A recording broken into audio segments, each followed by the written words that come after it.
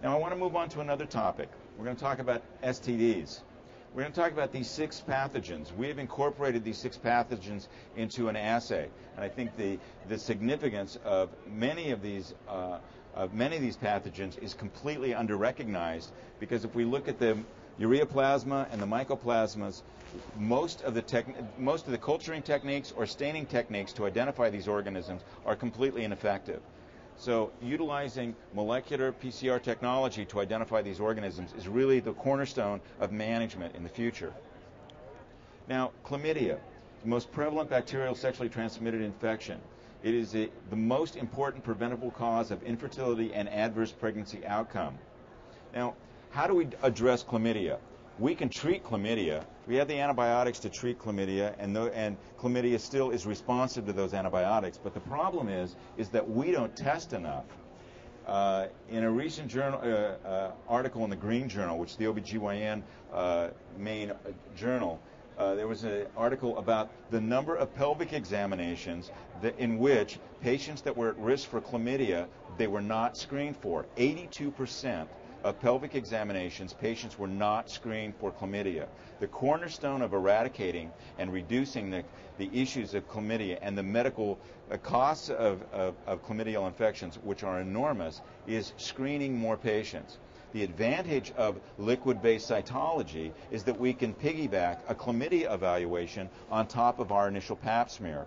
That doesn't have to be done. The physician doesn't even have to be thinking about it when he sees the patient. He can check that off in a routine study form to make sure that patients between the ages of 20 and 45 are always screened for chlamydia. And that is going to be the cornerstone of eradicating this disease.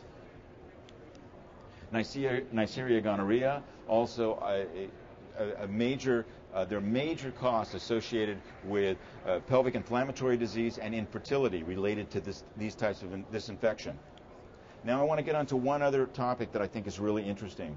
Ureaplasma urolyticum, and what I say about ureaplasma also applies to the mycoplasmas, is that these organisms are associated with premature labor and premature rupture of the membranes. The ureaplasma urolyticum is the most common organism isolated from the uterus. It is a remarkable event when you think about a pregnancy that is in close proximity to the vagina, where there is a large number of bacteria, that the mucus plug, which exists in the cervix, prevents the ascension of bacteria up into the utterly aseptic environment of the placenta and the growing fetus. Ureaplasma, it can colonize the cervix. When it colonizes the cervix, it produces a variety of compounds. These are pro-inflammatory cytokines, interleukin-6, and proteinases. These break down the character of the mucus plug. They break down that barrier over time.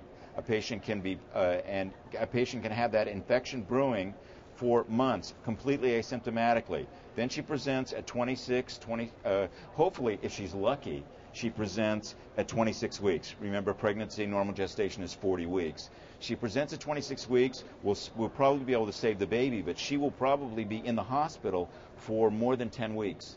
She'll be rounded on twice a day. She'll have to have CBCs done every 2 days. She may require steroids to try to accelerate the development of the fetus's lungs. A lot of intense care.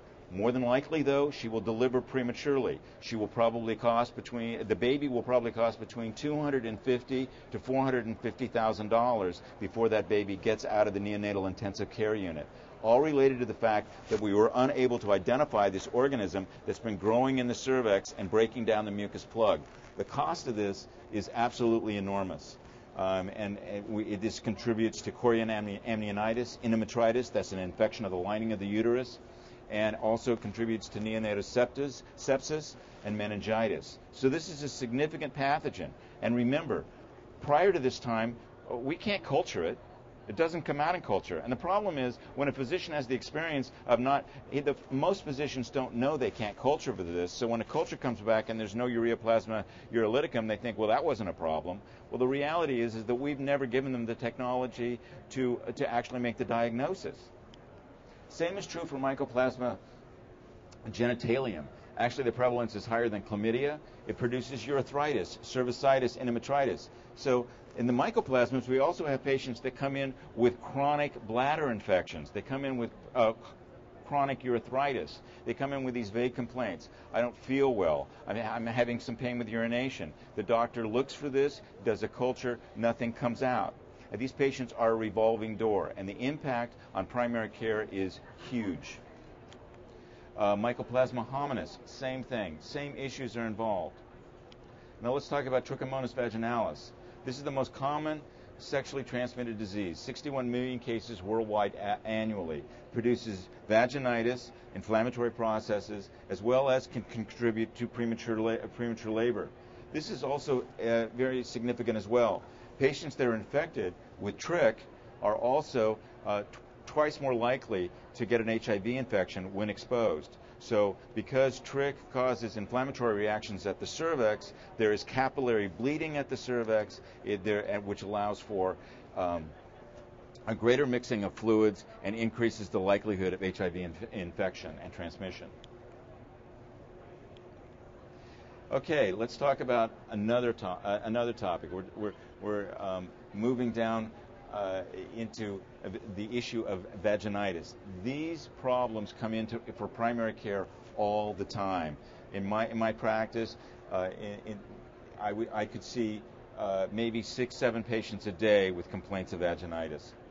Now, what is vaginitis? It's a general term that refers to inflammation of the vaginal wall caused by one or more of these infections. Yeast infections. We look at we look here at the major Candida species, and Candida albicans and glabrata being one of the major ones. But in the panel that we have designed, we cover all of these Candidas. Then we look at and so that's basically yeast. Then we have various bacteria that are present and in the vagina. These bacteria, B. fragilis, Gardnerella, Mabiculus, Mullaris, and the others are also important bacteria because what they do is they overgrow in the vagina, change the pH of the vagina, and actually alter the population, which is normally lactobacillus. So the pH of the vagina becomes more alkaline and produces the irritation. Also Trichomonas vaginalis. So we have developed panels to diagnose and recognize all of these on a molecular level. Now, normally in a practice, how do we diagnose bacterial vaginosis? We use Amsel's criteria, and to diagnose the bacterial component of bacterial vaginosis, we have to have 3 out of these 4. You have to have a thin, homogeneous white discharge. You have to have the presence of clue cells. Those are bacteria implanted on the surface of epithelial cells, squamous epithelial cells that are present on a slide when you do a swab. Also, you have to check the pH of the vaginal fluid. Also, if there's a fishy odor after you add 10% KOH. We call this the whiff test. The reality is, and I think is extremely well indicated on the next slide, is that there's no gynecologist that knows how to do this test. It's just no one knows how to do it. And even if you did know how to do it, you'd be wrong. This is a study that was done. I love this study, 2006. They looked at a number of general practitioners and gynecologists were looking at women that had recurrent vaginitis problems. They'd been seen in their practice more than once. If you look at this, the number, this slide is difficult to read, but these are the percentages. These patients had their organisms were identified by PCR and culture methods, so we know what's going on with these patients.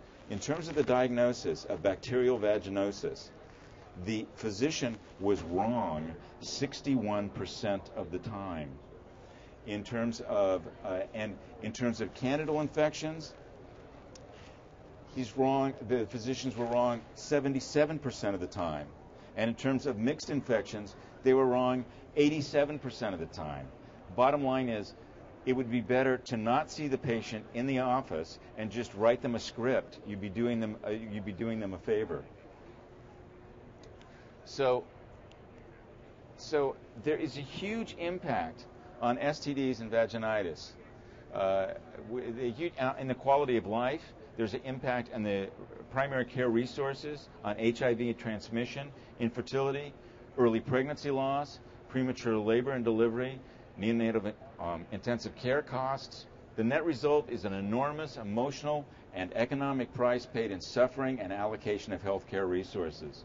So what we have been working here at AutoGenomics is to provide the physician with actual tools to make a diagnosis efficiently and accurately. The patient can be diagnosed, the appropriate antibiotic can be chosen based on the identification of the pathogen involved, and the patient can be treated and go on her way, as opposed to be involved in a revolving door. Or the worst possible outcome is either a pregnancy loss. A second trimester pregnancy loss is a devastating event that families do not recover from.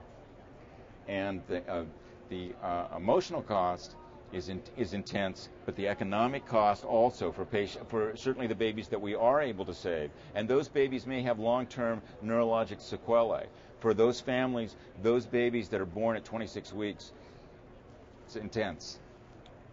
So overall, we are working to improving women's health. We want to improve ease of screening populations at risk for STDs, to provide the best possible tools to predict patients at risk for cervical cancer and to reduce the prevalence of high-risk HPV, and to improve the accuracy of diagnosis of all of these issues. In recognizing the importance of mycoplasma and rheoplasma infections, which have been underreported. We've simply not know. We presume that we know they're not there, but we've never effectively looked. We want to enhance the knowledge about the mechanisms involved in vaginitis, HPV, and other STDs, and we want to provide precise and reliable results for patients and population management. So thank you very much.